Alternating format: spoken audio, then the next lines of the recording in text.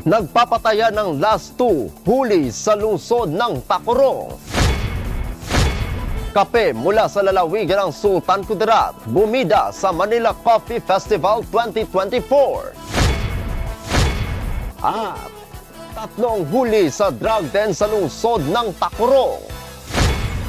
Yan ang ulo ng mga balita sa Sultan Kudarat Headliners.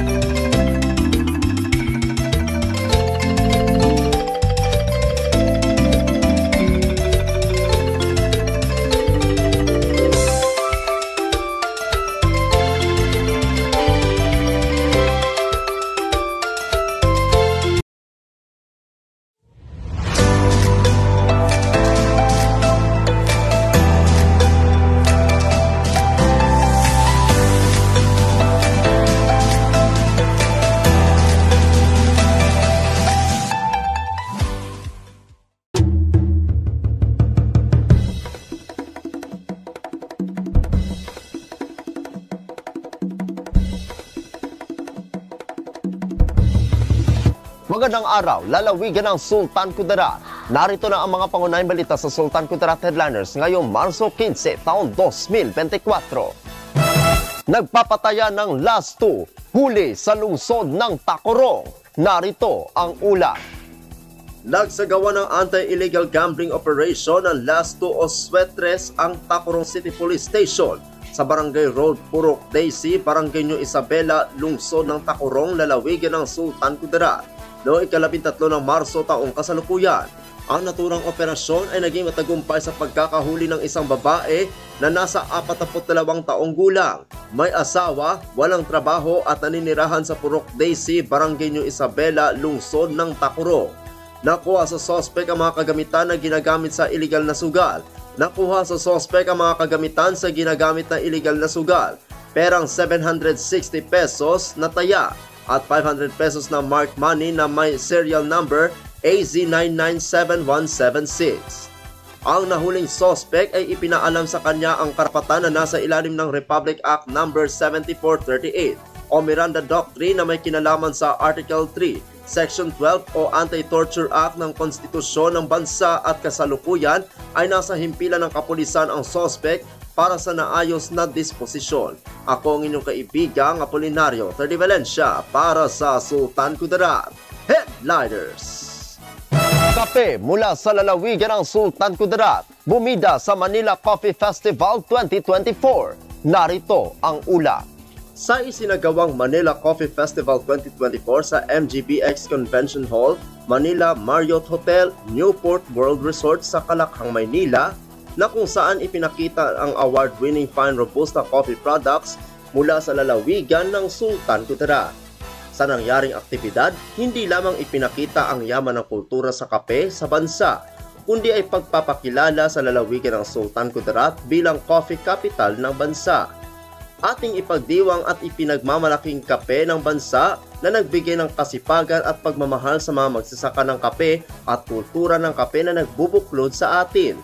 Ang lalawigan ng Sultan Kudarat ay talagang totoo sa kanilang pangalang Sikat Ka, na nagpapatunay ng dedikasyon, determinasyon at pagmamahal sa gawain para masakatuparan ang pangarap. Mangyayari ang aktibidad simulan ngayong araw, 15 hanggang 17 ng Marso taong kasalukuyan, na ang aktibidad ay isang malaki at malawak na coffee festival ng bansa. Ako ang inyong kaibigang Apolinario Terdi Valencia para sa Sultan Kudarat Headliners. Para sa uling balita, 3 ang huli sa drug den sa lungsod ng Tacurong. Narito ang ulat.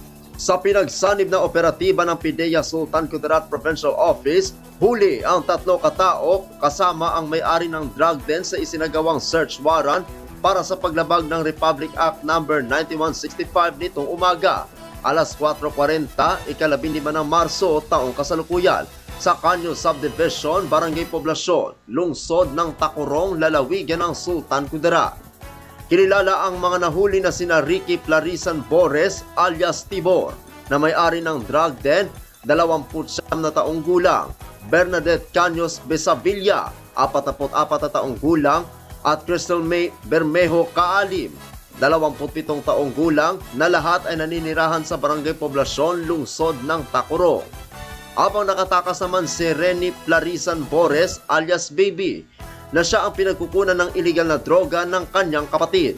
Nakuha sa nangyaring operasyon ang 7 pakete ng shabu na may halaga na 34,000 pesos at ilang gamit sa paggamit ng iligal na droga.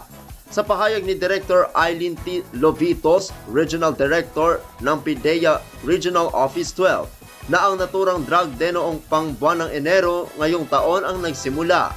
Ang mga nahuli ay nahaharap sa paglabag ng Article 2 of Republic Act No. 9165 o mas kilala sa Comprehensive Dangerous Drugs Act of 2002.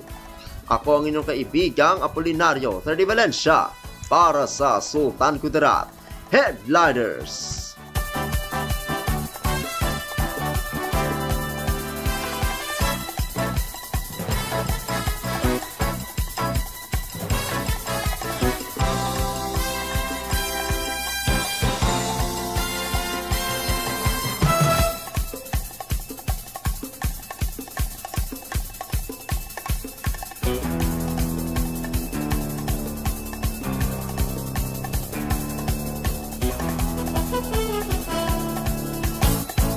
At yan ang kabuuan mga balita sa araw na ito. Mga balitang kailangan ninyong malaman, balitang walang kinakampihan, mga balitang totoo, mga balita may dalang aral at inspirasyon. Ito ang Sultan Kudarat Headliners.